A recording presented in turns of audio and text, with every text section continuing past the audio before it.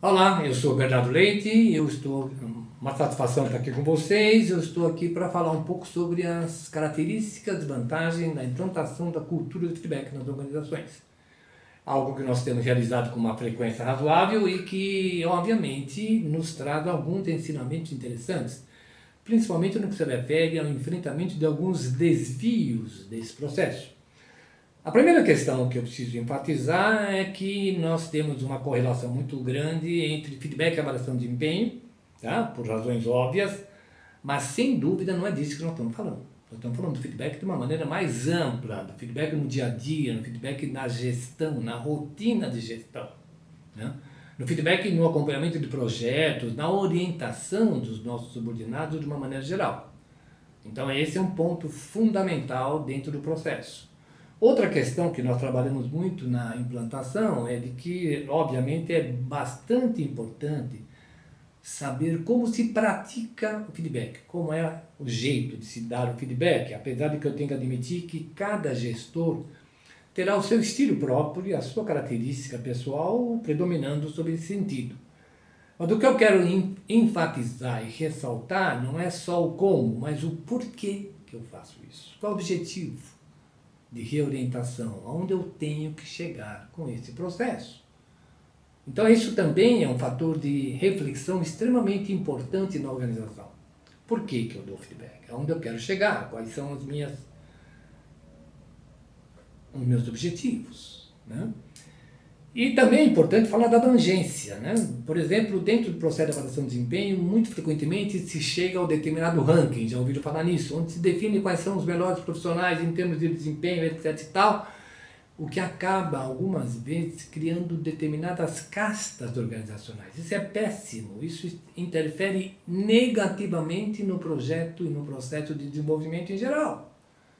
É evidente que eu vou chegar a determinados profissionais que se destacam pelo seu desempenho, mas tanto a avaliação de desempenho quanto feedback é para todos os profissionais. Por isso, cultura de feedback. Não é prática só, é trabalhar isso dentro do contexto organizacional de uma maneira genérica, geral, para todas as pessoas, para que eu possa desenvolver o potencial que existe em cada profissional. Esse é o objetivo. Então, na realidade, eu preciso tomar esse cuidado para não estar restringindo a abrangência de atuação do feedback e da cultura de feedback, né? Algumas práticas de feedback, perdão, de avaliação de desempenho conduzem a essa separação. Isso é muito perigoso. E também eliminar alguns mitos, né? Um deles é muito interessante, que reflete-se na frase: por que é difícil elogio no feedback? Existem muitas razões clássicas, científicas, que comprovam que isso é um mito. Mas, infelizmente, é uma prática muito comum. Muita liderança tem dificuldade enorme de fazer isso, com medo de atrapalhar o processo, perdendo uma oportunidade ímpar no processo de desenvolvimento. Ímpar. Então, esse também é uma questão fundamental quando se vai trabalhar uma cultura feedback. Tá? Que é para evitar, inclusive, aquele chamado feedback que vocês já ouviram falar muito frequentemente, né? E que, na realidade, se reflete apenas na dificuldade da gestão. Não é no feedback, fundamentalmente. Feedback também é elogio, feedback é uma reorientação do ponto de vista global, tá? E eu faço por uma outra razão, por uma questão extremamente importante, porque eu tenho que lembrar e tenho que enfatizar e deixar claro para vocês de que o feedback é tão importante para quem recebe como para quem oferece o feedback. Percebam isso. Percebam essa questão. Afinal, ao dar o feedback, eu estou caminhando para o meu resultado enquanto líder de uma equipe.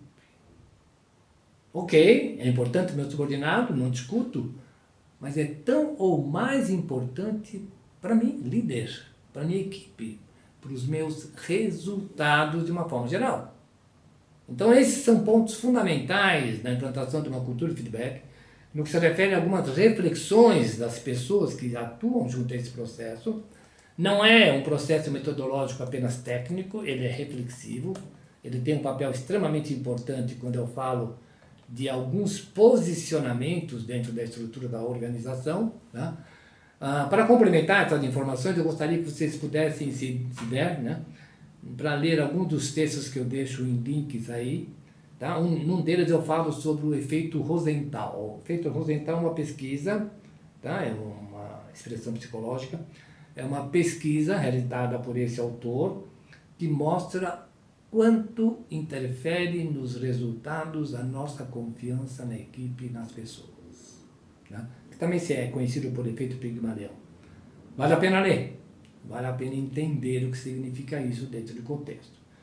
Mas sem dúvida nenhuma eu queria enfatizar um aspecto não concreto, vamos dizer assim, mas extremamente importante, talvez um dos mais importantes no processo de cultura do feedback, que é a importância na questão da humanização do ambiente em geral, principalmente no ambiente do trabalho. Tá?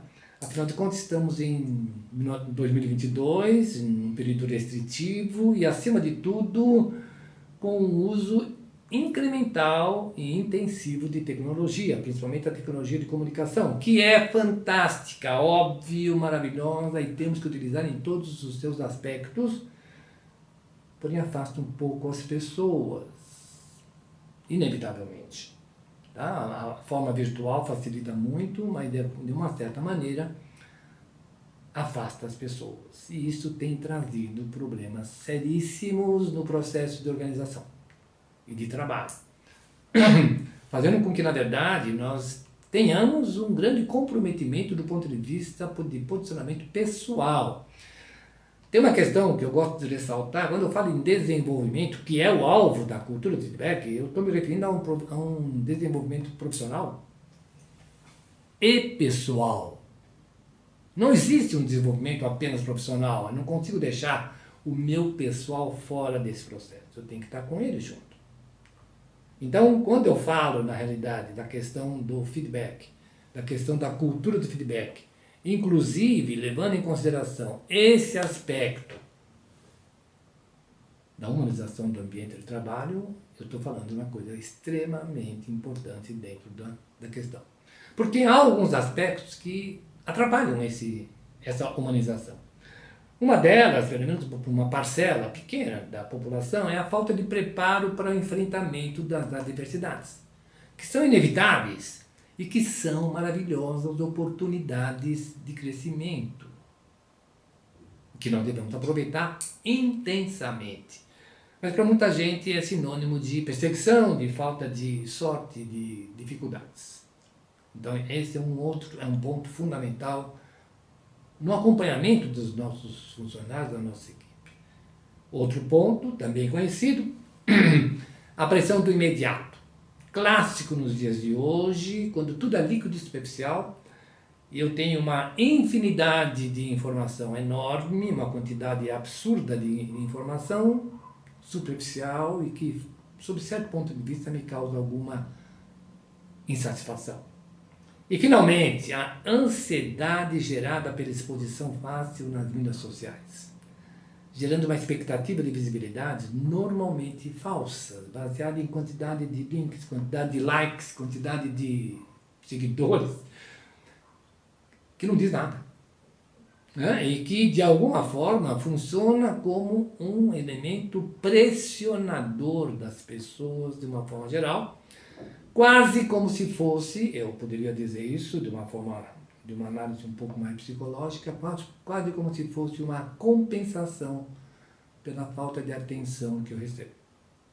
Sim, temos que pensar um pouco sobre esse aspecto também, porque na verdade eu não posso deixar de lado que as pessoas dependem muito disso. Elas aceitam receber uma crítica, mas não aceitam ser esquecidas. Não aceitam ser esquecidas. Isso é mortal. Então eu queria enfatizar esse aspecto, até porque, na verdade, esse tipo de situação acaba levando a uma análise comparativa incompatível com a realidade, causando sentimentos de baixa autoestima e sintomas de depressão. Estou falando de coisa séria, de coisa importante. Vocês sabem e acompanham, obviamente, o aumento da intensidade e da frequência de casos de depressão no mundo e no Brasil, né? Com muita consistência. Então, estou falando de uma coisa extremamente importante para os nossos negócios de uma forma geral, porque, enfim, ao final de tudo isso que eu estou falando é para fazer com que nossos negócios tenham melhores resultados. Esse é o ponto, né? Por isso que, na verdade, eu vejo na cultura do feedback um ótimo enfrentamento, né? Através de uma comunicação, de um feedback, de uma comunicação, de um desenvolvimento, engajamento e a utilização de cada profissional da nossa organização. É determinante. Ok, eu queria dar uma mensagem muito rápida e, obviamente, espero poder aprofundar esse aspecto com vocês em outras oportunidades. Eu sou Bernardo Leite, meu e-mail é bernardo@bernardoleite.com.br. Foi uma grande satisfação estar com vocês. Obrigado pela atenção.